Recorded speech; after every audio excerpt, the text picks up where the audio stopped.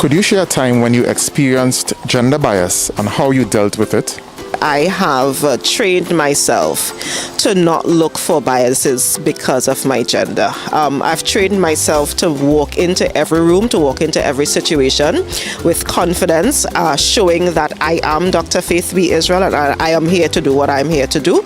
And I think because of that, people recognize that even if they were biased against me, and even if there are thoughts about being biased against me, that is not going to fly, and I'm not going to allow them to do it. I have been pushing back against it. I have been even mentally preventing myself from putting that kind of limitation on myself whenever I enter a space, and people recognize that and they see it and they respond to it.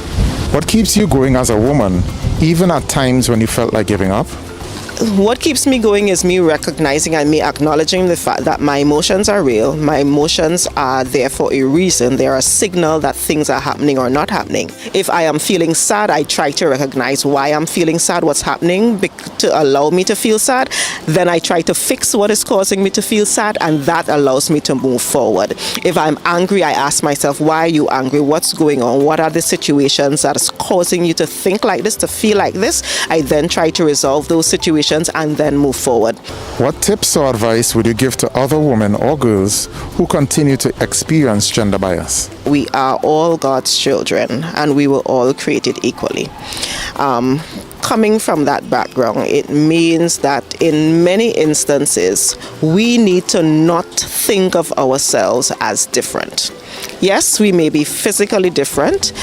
Yes, there may be differences in strength, physical strength.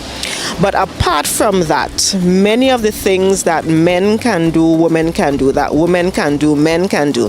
And if we start projecting that within our spaces, that would actually remove the bias that many people around us have. My colleagues, for example, know that there are certain things that you cannot say around me. There are certain things that you cannot do around me because I would call you out on it. As a matter of fact, we joke about the fact that if they do say something that does progress, that does show some level of gender bias, they actually look at me and apologize. Faith, we're sorry, we wouldn't say that again, and then they continue with the statement, or they continue with what they were, the substantive point of what they were making. One of the things women need to learn is that the pitch of our voice, and this is a very practical example, the pitch of your voice actually determines whether people listen to you.